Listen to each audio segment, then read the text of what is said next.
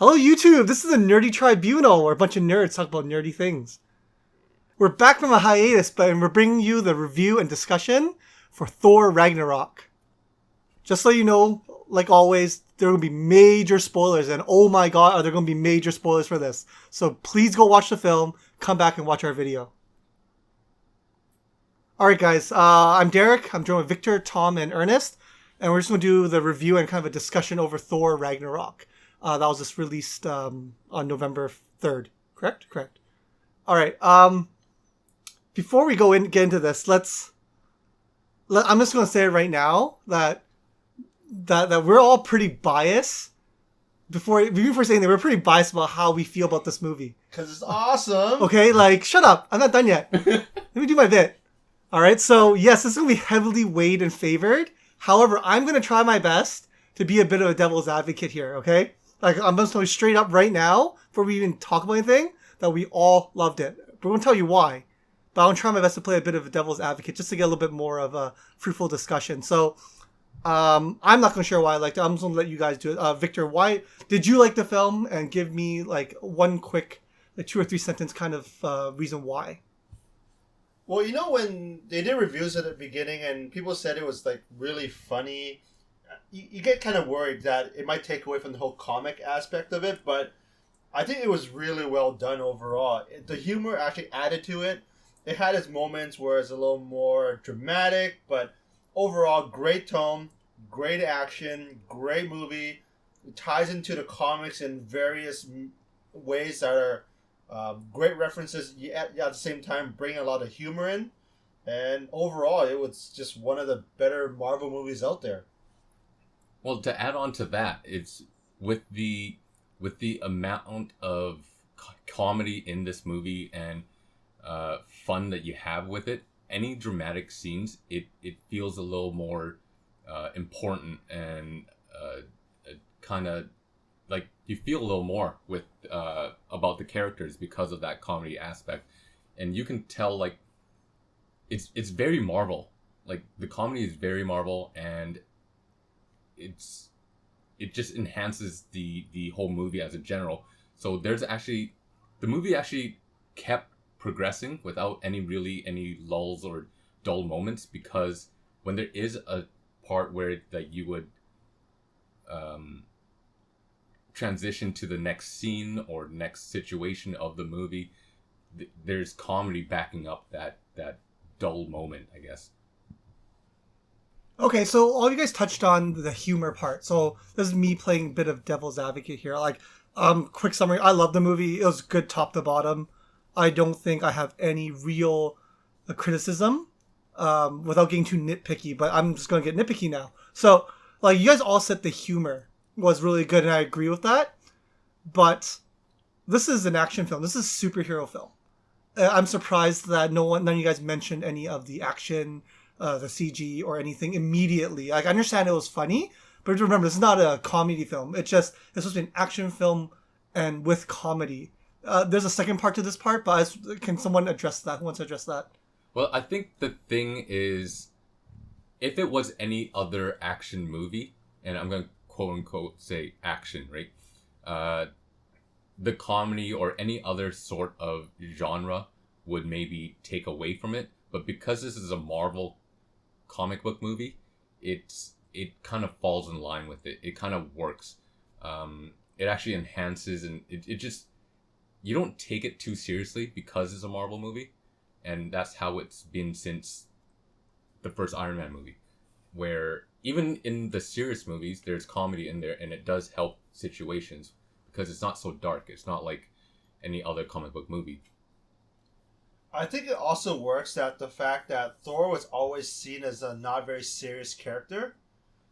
He's always seen more goofy, a little bit just nonchalant because he's the god of thunder, right? So he can be seen as carefree and doesn't really give. And to think that comedy might take away from the action, but he actually adds to it when like in the beginning of the movie when he's taking on Surtur. There was a lot of comedic elements into the whole fight. The camera work, the whole aspect of the fight itself was enhanced because of the comedic factors, right? Okay, so this leads to my second part. Like I agree, the action was actually really good. It was good. It wasn't great. Like I think the first Avengers, the fighting choreography was significantly better.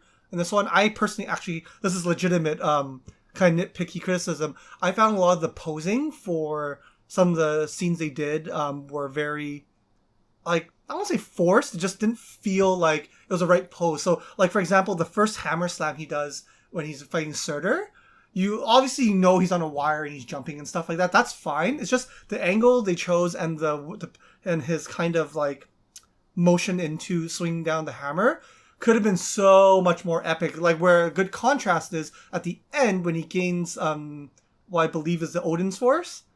Like the end he's fighting Hela and he jumps out and he just like smashes all the undead army. More like his true potential. It's true. Okay, so maybe his true potential, like when he jumps out of there, like that was a great scene. Like that was well angled, well choreographed, well positioned. Everyone looked good, and I felt like that actually feels like something straight from like the 300 movie, like Zack Snyder, right? He did. It felt like one of those scenes, but like that was good, right? So I like that. So sorry, just to kind of bring it back to what I was going to do.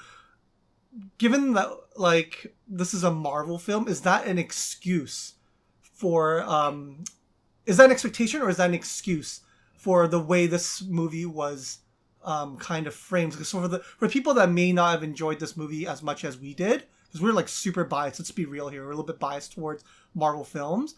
Is that an excuse or is that the expectation now? Like coming out of like looking at this movie, like I would have expected, like we say superhero movie, oh yeah, there's got to be some comedic element, but there's got to be a lot of action too. It doesn't have to be serious or dark like other movies, like a real action film, right? But is being a Marvel movie an excuse or an expectation from what we got out of Thor?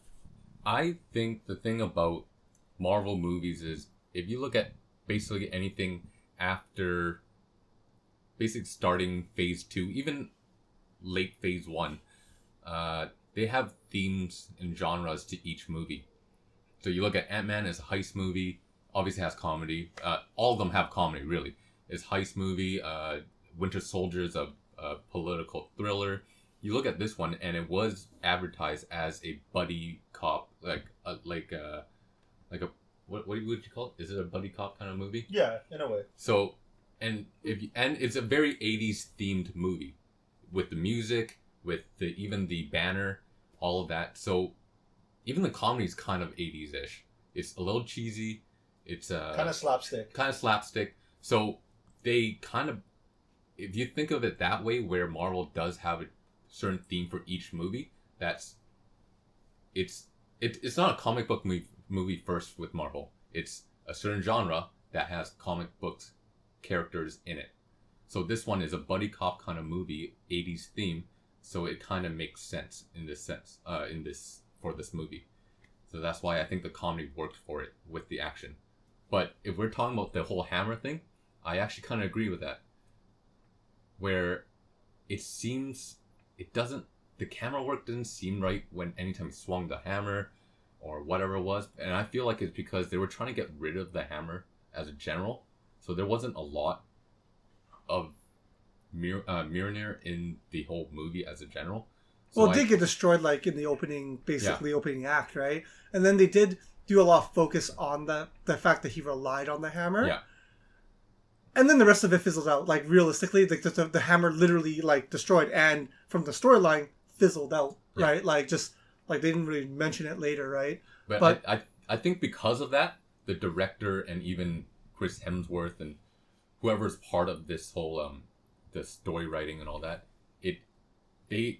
maybe they weren't so focused on the hammer that they kind of forgot that there's certain things that they should have. It should have looked better compared to, let's say, when Joss Whedon directed Thor in Avengers or any other time Thor has been around.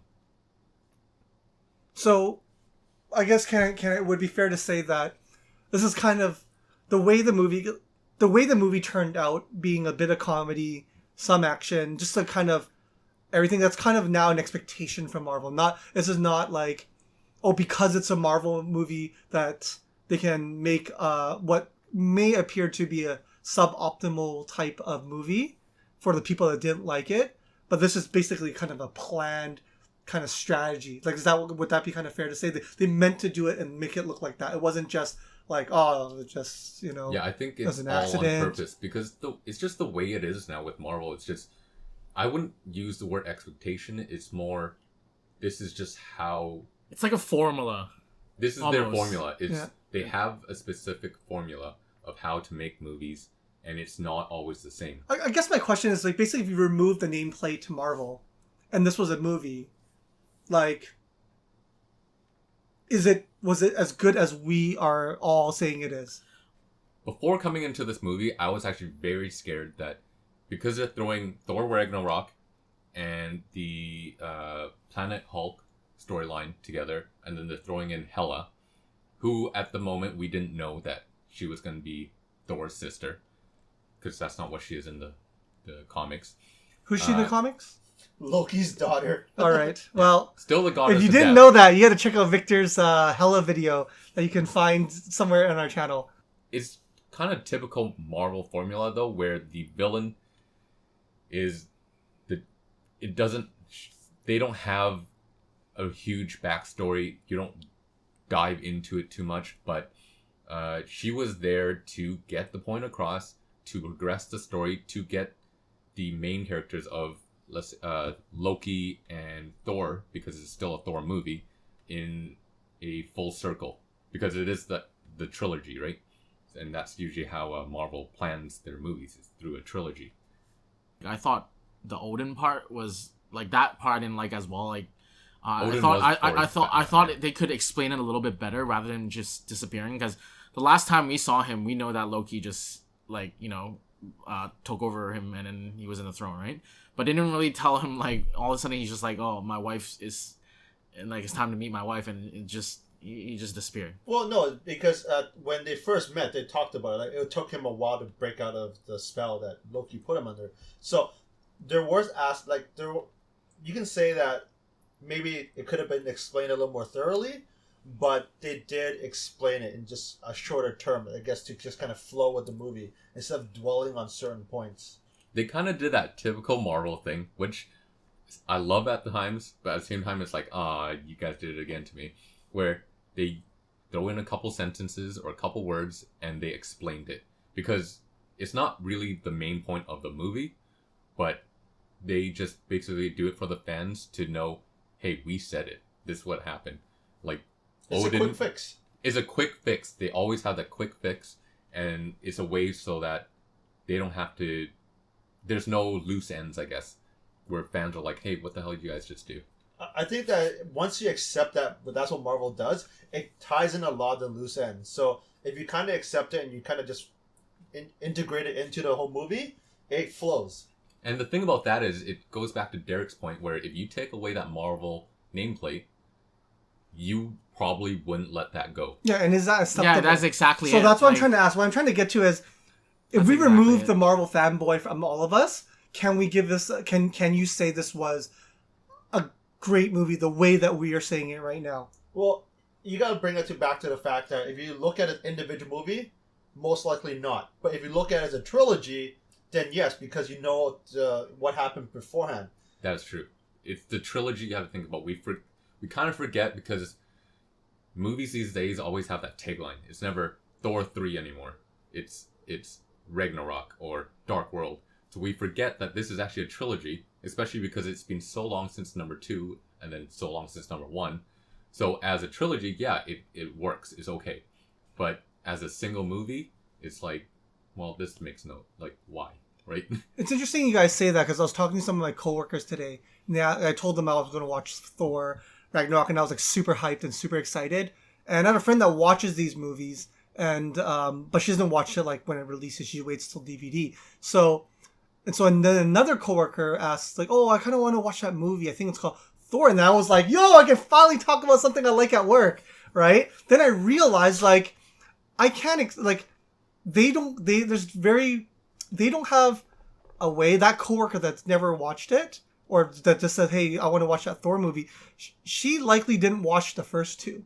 So it got me thinking before a recording today. It's like, huh, like as a movie by itself, like how is it? Like we're tainted. Like all four of us are tainted by the fact that we've watched the first two. We know what went on. We've watched all the other Marvel movies with Thor in it, the Avengers, and we get this huge backstory. But like, what happens if my coworker went in and watched? Like, how would she feel? And that's why I kind of want like us to kind of take a step back away from our Marvel lens and see what we get, like what kind of discussion will come out of it. See, that's the thing. You can't take it away. It's the reason why Feige created this whole Marvel Cinematic Universe. It's a universe. You have to watch the movies. You can't just go blindly into one and expect to know everything and everything to kind of make sense. You have to have that forward. You need to have that a little bit of a background. Like even if you go on YouTube, watch a video, or you just Wikipedia or something, that little background will go a long ways when you come to watching a cinematic movie, a cinematic universe movie in the cinematic universe. Now, the thing about this is, I've had this discussion before, where if you don't watch previous movies of the trilogy or even the whole cinematic universe, it's like, will you understand or enjoy it? And the thing is, for superhero movies, especially for DC or Marvel, the two biggest companies, with Marvel, it's always enjoyable, regardless if you don't watch and follow the previous movies. Because a lot of times it's always a casual viewer or fanboys. And that's what we are. We're fanboys. We love it. We follow it. But the casual viewers, they don't remember the previous movies. But they go into it and go, hey, this is fun. This is enjoyable. And that's why Marvel does so well. Like my parents, for example, they don't follow it. But they go into, they throw on Spider-Man. They don't need to know that. They're like, hey, Iron Man's in this. This is cool. And they watch it and they enjoyed it. Same thing. If they watch this, they're going to laugh their asses off. Because it's just fun. They don't think about the whole Odin thing. They're just like, hey, he died, whatever. Right? It's a casual viewer. It's funny because when she first asked me, my coworker that actually watches these movies, but not like right away, she asked me like, how was it? And I was like, oh man, it was really funny. It was a great movie. And I just said that without even really thinking. Because I think that at the end of the day, that's what it was. And then to answer the question personally, if you remove the Marvel nameplate, and was this a good movie? I think it was still a great movie. Because, as all you guys mentioned, the comedy, the pacing, and everything was really good.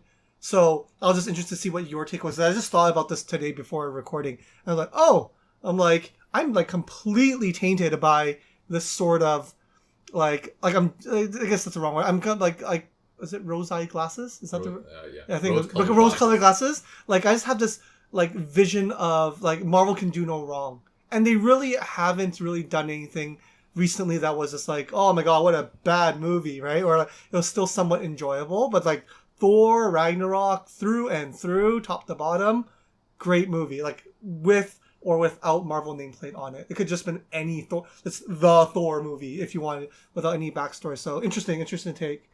So moving on, I'm going back to my devil's advocate mode. I'm just going to do a bit more nitpicky. So in the trailer, we saw Hela smash the hammer, what looked like the background scene of a cityscape.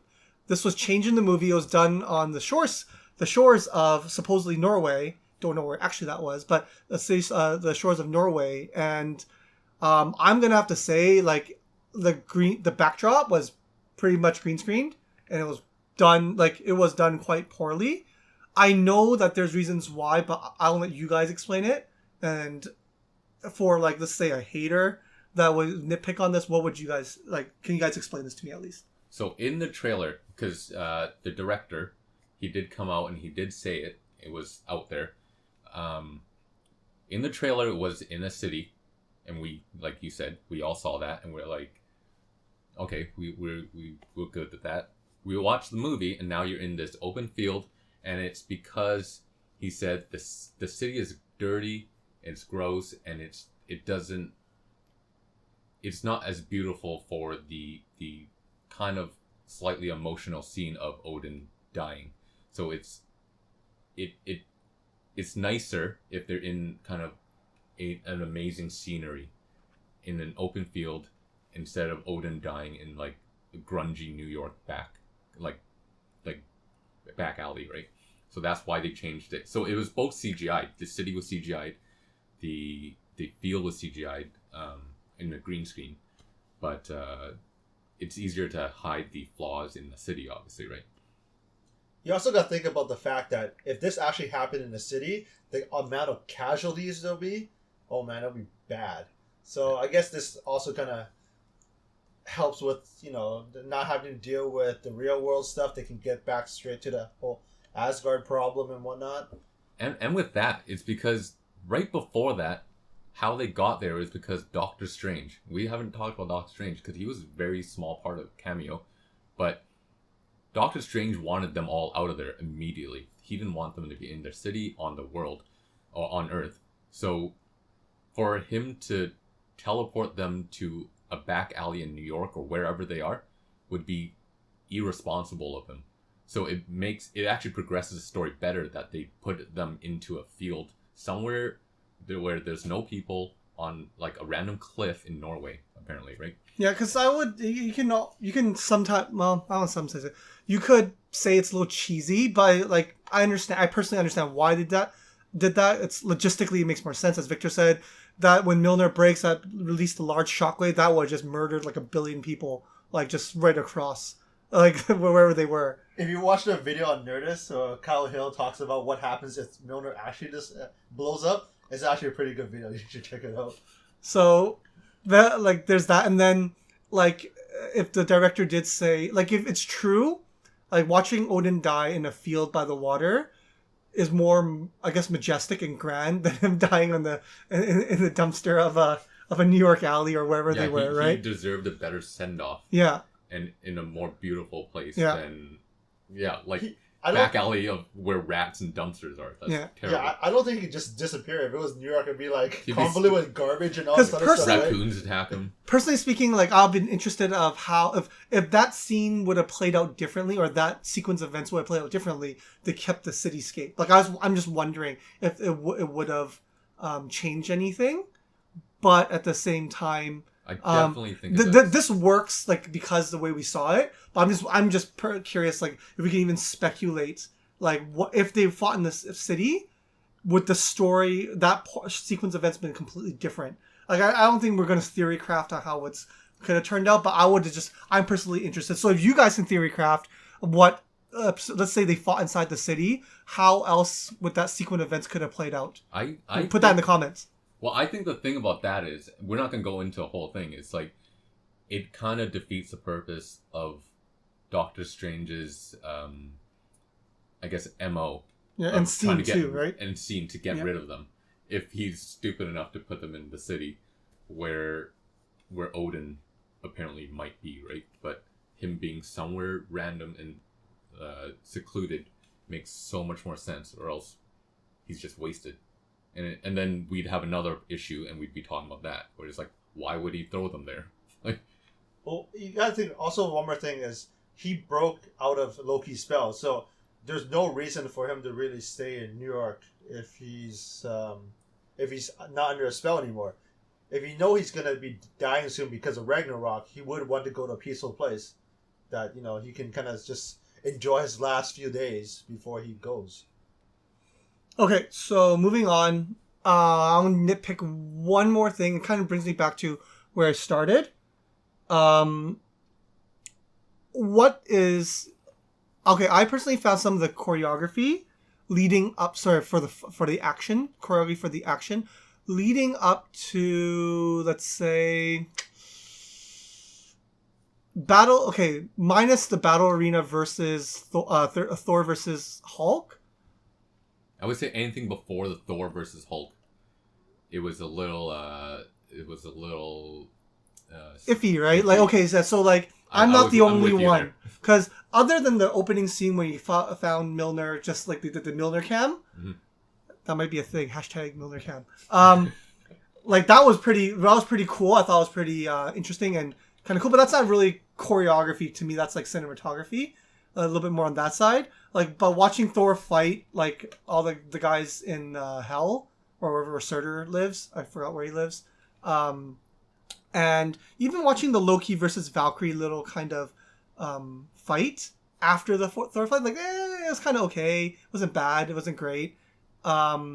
Just in general, I just want to say in general, like I didn't think the action could have been as good as sorry, it could have been a bit better in the weaker areas. The strong parts were pretty good, like the Thor versus Hulk fight. The final fight was pretty good as well, but everything kind of in like the other small skirmishes in between, I think the thing about, if you look at all the Thor fights in all the movies, it's actually always kind of iffy with Thor.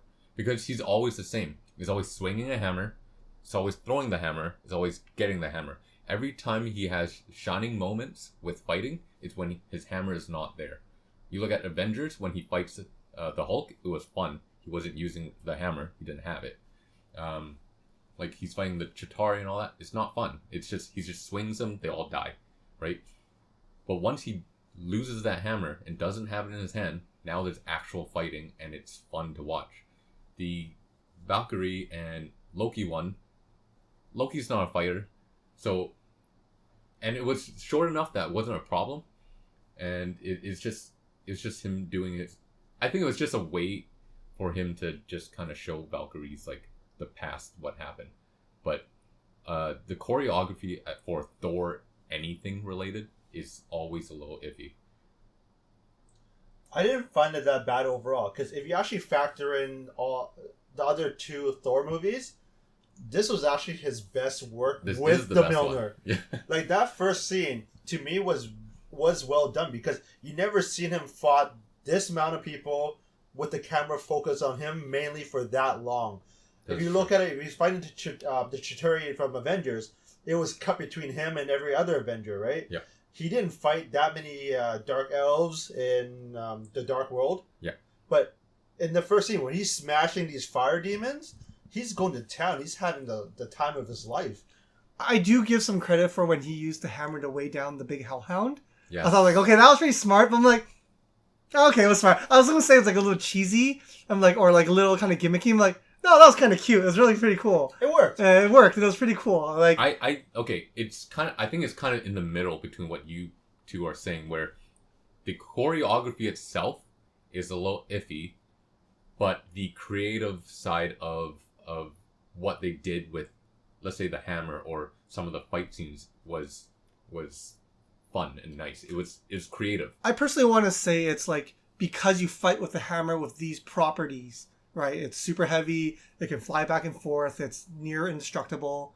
Like that's the parameters you're working with. Then therefore you get that type of choreography. I think that's what you guys are kind of saying, yeah. Which I agree. Like, I agree that's a thing. But I was just thinking, I can make a case for saying that because it's supposed to look like that, it just doesn't look that good overall. Like, compared to like, if you were to watch like a traditional like martial arts film or something like that, or like an action, like a Jackie Chan kind of action sequence, like it doesn't have that kind of pizzazz. But what it sounds like is it's like that. That's just how it is. I think in this case the choreography was good. The cinematography needed work. Yeah, I think if they bit, did the same fight scene but with different angles and different views, it might have been different. I think the fight was done okay. I think it was just the camera work that could have been worked on a little bit. I don't think it's Taika Waititi's forte with this kind of movie, or because a lot of these Marvel directors are not actions. This is not their field, right? And with someone like you look at all the Avengers, all these characters, a lot of them they always have certain weapons or gimmicks where they're limited to what the choreography can be. You look at the ones where they're hand-to-hand based fighting, and the choreography usually is better because it looks nicer. It's easier to film. There's less CGI, like Captain America, Spider-Man. It's always more. It looks more fluid, and that's when you look later on in Thor, whenever he was fighting without the hammer, it was the same thing. it looks better because you don't have this random like prop that kind of messes up the choreography or the possible choreography that we could enjoy like a martial arts film. Okay, so like, that's pretty interesting because I was just wondering what everyone's kind of thoughts on that. Where like I wasn't hating on it per se. It's just like I always had that kind of that underlying feeling that it could have it been better. It could have been better. It could have been better, and I wasn't the only one. All right, because I really didn't want to hate on it, but at the same time, I'm not actually hate on it. I didn't really want to be too nitpicky about it, but it's just I just had that thought come to my mind. So moving on. Let's talk about some of the Easter eggs that kind of popped up. Like, I don't know how many Easter eggs that actually showed up, but I'm not going to start. You guys can start it off. But I just want you. We'll list as many as we can, but we'll go into depth for the ones that maybe pertain to the storyline a bit, not so much just a random like Easter egg. We won't go too deep into those. Okay, so one that's kind of part of the storyline of the whole Marvel Cinematic Universe. That's what I meant. It has but to relate. not to Thor specifically, is when Hela goes to the vault and there's the Infinity Gauntlet. And everyone is always like, how is there 2 Infinity Gauntlets? That's not possible. But with typical Marvel fashion, they use one word and they explain the whole thing. Hela knocks it over with the back of her hand and goes, this is fake. Or fake. Yep. Knocks it down and we're like, Thanos had the real gauntlet. This is just a prop that I guess Odin wanted to, display like a nice hot toy, I guess. Or maybe he didn't even know, right? Or it has the gems in it. It's not real. Yeah, I'm pretty sure That's he true. was like fake. Just has it there. Fair enough. So that was one that I really enjoyed because it's like, hey, it shuts people up that have talked about it, and Marvel is like, we can fix it now. Like for me, having like Korg and Meek in there was a big thing. Yeah. Like I knew Meek in like if you look at Planet Hulk, he was a big factor in the whole storyline, and to have him kind of being introduced as part of this universe, I think could add to it. And you never know, you might bring him back for if they do a individual Hulk movie or something like that. Yeah, and the good thing is like Korg and Meek it wasn't really related to Thor in the comics. It was more they showed up because of Planet Hulk, right? So it was nice that they threw it in there. Obviously, it's kind of a small Planet Hulk storyline in here. So yeah, that was a nice little thing. Good sidebar for a sec. Let's talk about how awesome Korg is in this movie. Because I know we're talking about Easter eggs, but we have to sidebar. Like, he was amazingly funny. And it's voiced by the director, and I cannot pronounce his name. Ernest, how do you say his name again? Taika Waititi.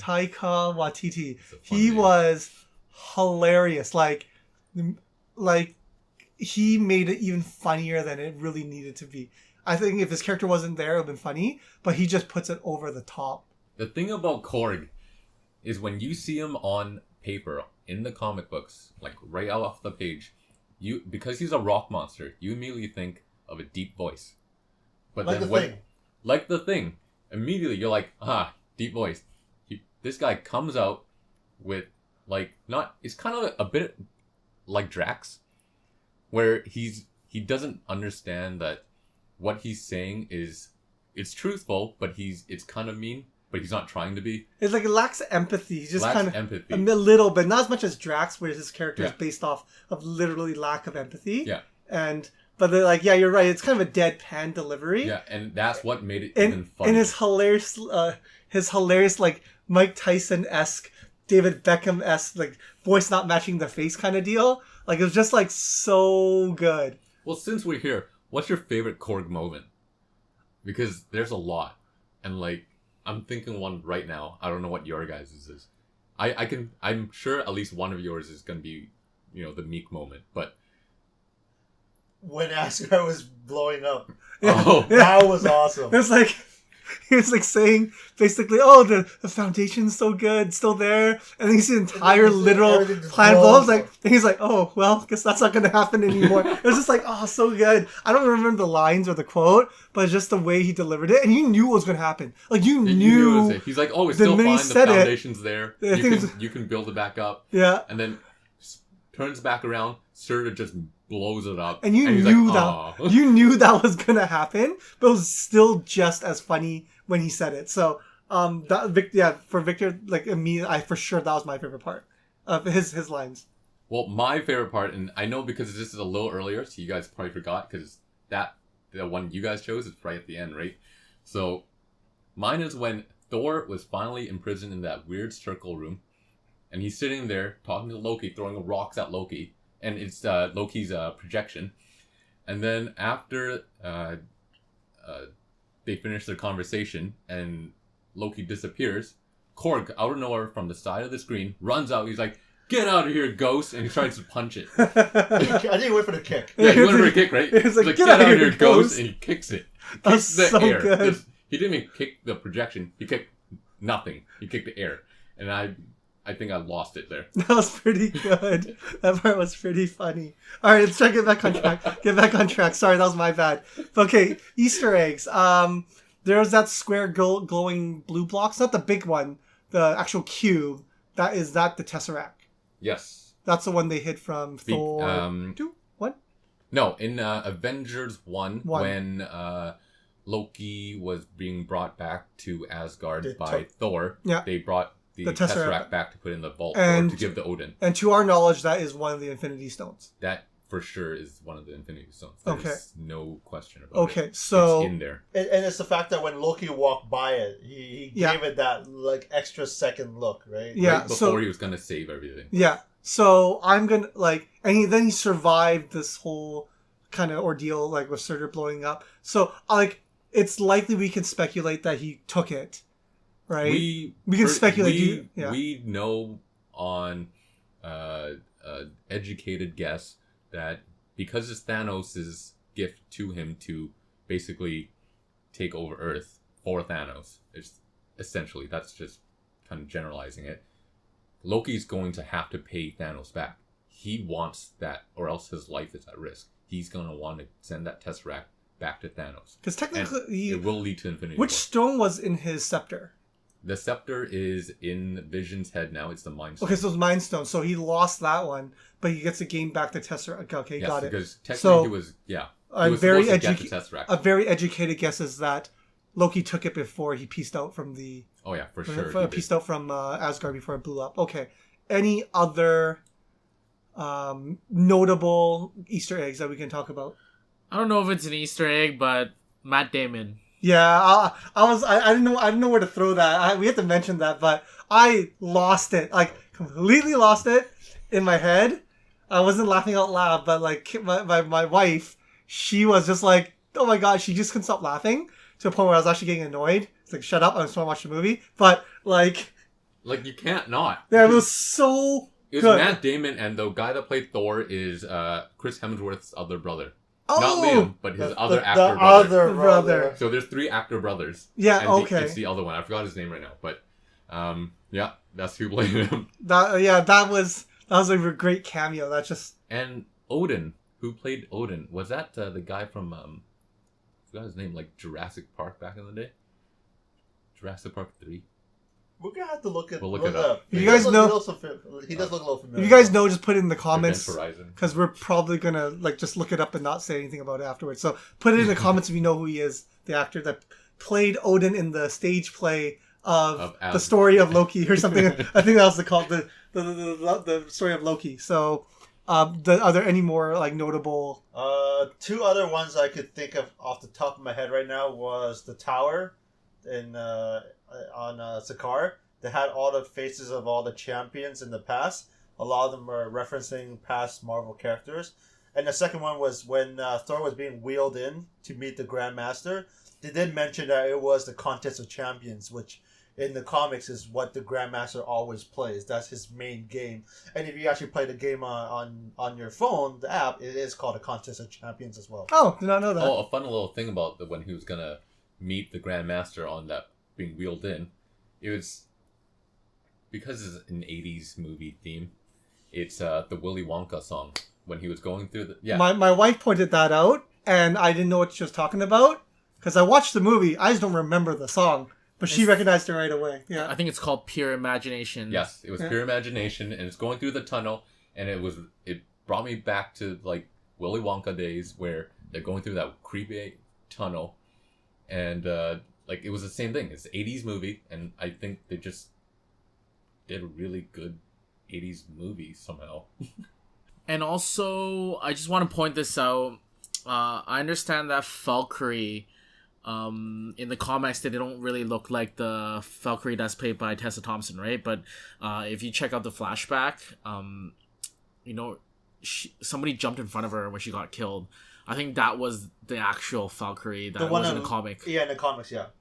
It resembles the comic one more. And Valkyrie is a mantle's the wrong word. It's a title. It's a title, and like basically like a corpse, right? Like not the dead forces. corpse. Special like the special forces. That's the word I was looking for. Corpse. Corpse. CORPS, not PSE. Corps. Either way, just say special forces. Special forces.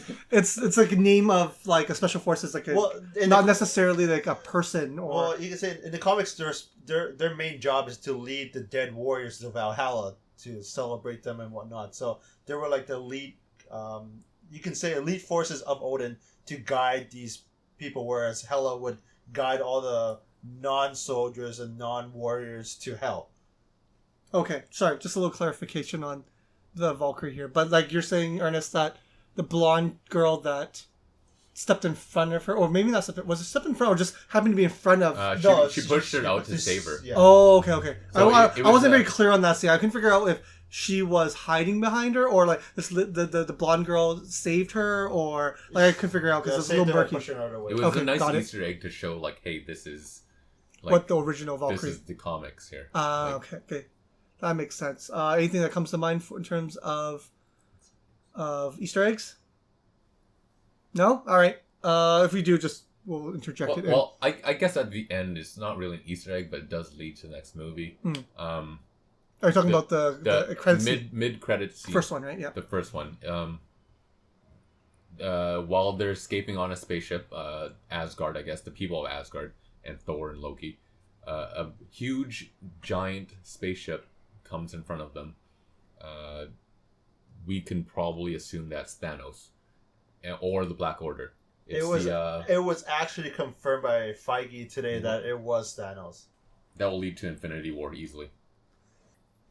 All right, so that kind of covers most of the Easter eggs that ties into, I guess, the Marvel Cinematic Universe. If there's more or you've noticed more, please put it in the comments below, and just tell us what we missed, or even like the smallest thing. Just it'd be cool if you put it there. Before this is going to bring our discussion kind of near the end, but before we give it our rating and kind of final thoughts, I just really want to we didn't do this yet, but I think we really have to talk about how awesome Jeff Goldblum was in this. We didn't even talk about him. We didn't talk about him, and it's not like we forgot about him. It's just like, because his character, to me, felt like it was just him being like it's Jeff Goldblum as the Grandmaster. That's I think the best way to explain it.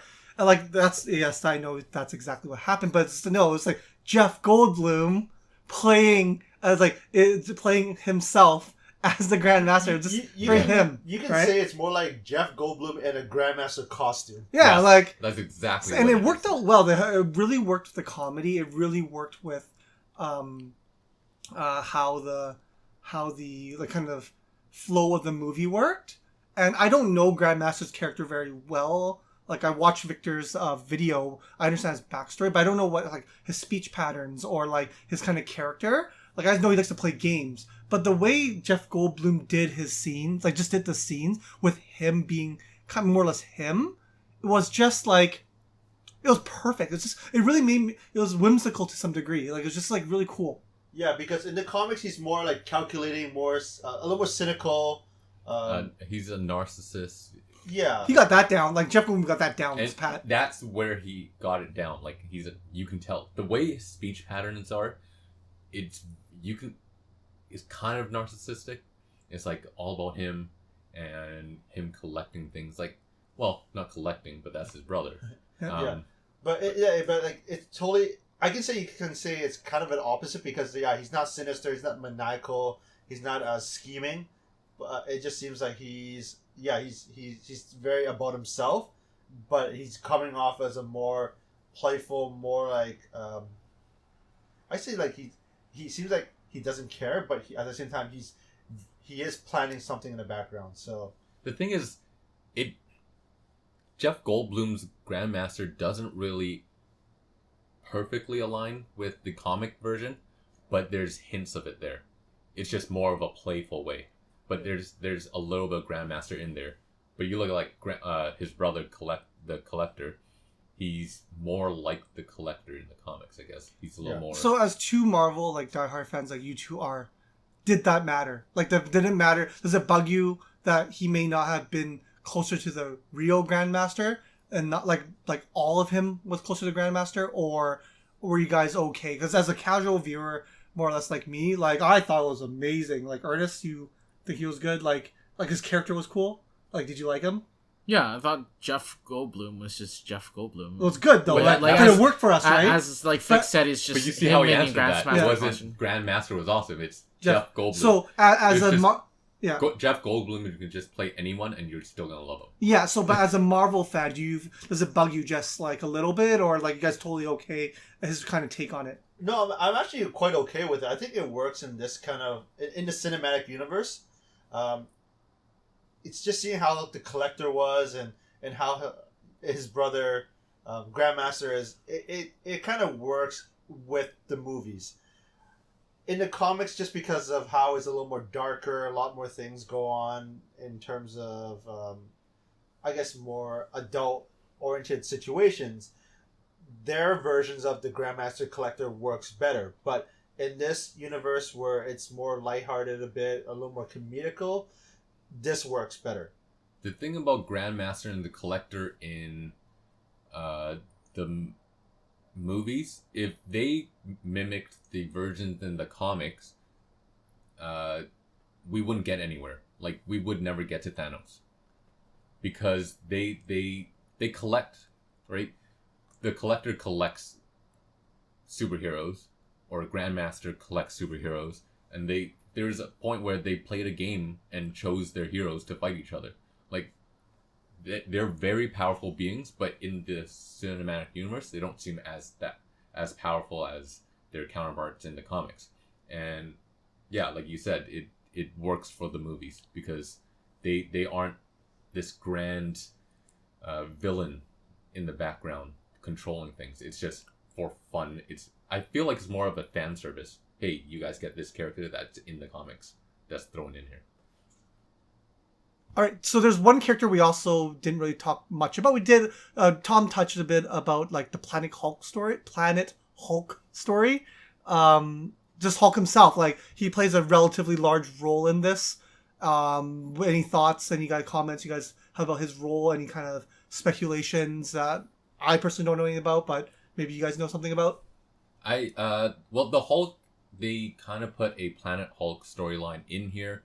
It kind of helped progress the story, so that it's not Thor heavy, and it's a way to explain where Hulk has been hiding or where he's been, and it leads into the Infinity War movie coming out in May, and it's showing us that we're seeing, because we're not getting a Hulk movie, standalone movie. We know we're not going to get it. Chances are we're probably never going to get it, but you're starting to see a character progression where the Hulk is taking over, and Bruce Banner is losing his grip, I guess, with the Hulk, and this is the first stage of, I guess, a three movie story arc for the Hulk, starting with Thor Ragnarok, and then progressing to Infinity War, and then Avengers 4. So it's going to go full circle, and this is basically his kind of trilogy starting. I guess it's the only way to kind of do it, because he's not having to stand alone. It's to flesh out the Hulk character a little bit more. And maybe like from this, they can build it into something. Maybe they'll have the rights back or whatnot. But it's nice to see that it's not always it's I guess it's instead of seeing the whole Dr. Jekyll and Mr. Hyde kind of deal, you're gonna see them kind of have the inner struggle, whereas you never really see that in the whole classic movies and whatnot with the monster. But it's to see that the brain side versus the brawn side, and see how they're gonna duke it out, who's gonna come on top, and what's gonna happen, right? Because we see in the comics how there has been Savage Hulk, there has been like Maestro Hulk, which is like the smart, calculating Hulk. So there's so many different aspects of the Hulk in the comics books. It's kind of nice to see more aspects of this brought into the MCU, and just see how he kind of develops himself. And it's really nice to see that we're not having the same story with the Hulk where he's fighting with the monster, he has to control it, and he changes when he needs to. It's now it's the monster taking over, and he was the Hulk for 2 years before Thor had found him, so he's starting to get smarter. He's kind of an infant at this stage. He has sorry, I'm using words I don't even know how to use. He's using like actual like he's actually conversing with people in the Hulk form, before where like it was almost no conversation. It was just like Hulk smash, like literally. Yes. Like he's using full like almost full sentences, but like as an infant or like a toddler. He was an infant, and now he's starting to become a young child. Yeah, and like I think he has language skills. Sorry, that's the word I was looking for. He has language skills, and therefore, which played a lot with the buddy cop portion of this movie, when him and Thor had all that banter, which was actually really entertaining for the movie. Yeah, he was funny too when he was the Hulk. So it's like, and now we know that you don't need. Even if you do a Hulk movie, you don't need the Hulk to be Bruce Banner. You can have him as the Hulk, and it still Hulk could work. Yeah, Hulk as the Hulk, not as just Bruce Banner, like doing all the talking, right? Yeah. It'll work even more once he develops more and learns to think more like a human, like more like an adult human. So yeah, there's just so many ways they can take this and go with it, but I guess it really comes down to what Feige can do in terms of rights and things like that. Yeah, and it kind of works. I think this is their way of doing kind of a loose interpretation of World War Hulk when Avengers Infinity War comes, and then maybe Avengers 4. So it's their way of actually getting some of these Hulk properties or comics out there, storylines out there. Interesting. So let's round this discussion up a bit. Before we go into how we rate this movie, do you guys have any kind of final comments or thoughts, or just something you want to say about the movie itself? Like overall, like as I said from the beginning, the movie's great. It had great flow, great characters, great action, great comedy. One thing you can kind of say with any kind of Marvel movie, the villain kind of suffers a little bit at the end, because you don't see a lot of the character. I guess the villain, you can say, fleshed out at the end. They kind of just there and they're gone. So knowing how the comic is and how Thanos, there's no death, Hela might replace that. You don't really see her die at the end of the movie, so she might be back, which seems very likely from it. So it's great to see them kind of leave that loose end there that they can tie up in Infinity Wars. But overall, yeah, go watch it. It's a great movie. Yeah, I enjoyed it. The thing is, comedy is usually what will attract people to movies. It helps enhance many movies regardless what genre it is, and I enjoyed it from top to bottom. The action was fun. It wasn't too serious. I laughed probably 90% of the movie. Every character was I guess hero was well built and added to the movie, and all the actors were perfect for this style of comedy. It seemed like everyone was game for it, and you can kind of tell that everyone had fun when they were making this movie. All right, so let's give it our ratings. I guess I'll go go first? I'll go first. Overall, great movie. Loved it. Again, top down, left, right, whatever other dimensions haven't really. Okay, fine. Upside down. I don't know. It was a great movie. I think if you don't have if you have the backstory, like from the first 2 movies and all the other Marvel films, I think it'll be more fruitful. But you can literally, I feel you can literally walk into this movie and just enjoy it as a movie by itself, as a standalone. You don't really having that back story just makes it better. So I'm gonna give it. Oh wait, I guess I have to tell you the things I didn't like about it. I guess like if I had to be nitpicky, some of this the choreography was a little shoddy for me. I hoped it to be better. You don't use a stud like Chris Hemsworth and make him look like a flying potato. You want to make sure he looks awesome every angle you get, right? So with that in mind, I'm gonna give it. I don't want to do this, but I'll do it. 9 Odin flashbacks out of 10. The one where it goes, that pulsates Odin's face. If you're wondering what I'm referring to. As I said again, I do really enjoy this movie. I think this movie's flow was awesome. Again, if I want to be nitpicky, I would say that they could have done a little bit more with Hela. They could have explained a little bit more of Odin, but that's my personal opinion. Ernest loves Cate Blanchett. That is also true. I think she's a fantastic actor, by the way. So, my final verdict is I'm going to give this movie an 8.5 Matt Damons out of 10 Matt Damons. Okay, well, I already stated it was a great movie. I think it's enjoyable by everybody. Take the family, take the kids, take your date, take your dog's walker, bring everybody. But my rating, I give the movie 9 Kung Fu Fighting Meeks out of 10. Alright, so I love this movie. Like, comedy just strikes me deep, and you don't need to watch any other Marvel movies to actually enjoy this movie. This is probably my favorite at the moment Marvel Cinematic Universe movie because of the action, the visuals are fun, the characters are fun, the humor was great. So I'm gonna give this movie a 9 out of 10 Grandmaster orgy ships. With fireworks. Or should I say sparkles? With sparkles. Sparkles. Let me tell you, them sparkles. Those sparkles. Alright, so this brings us to the end of our video. Our discussion, I mean. So please subscribe to our channel. Go follow us on social media. If you have anything else you'd like to add to this discussion, please put in the comments below. Other than that, thank you for listening, and we'll see you soon. Thanks. Until next time.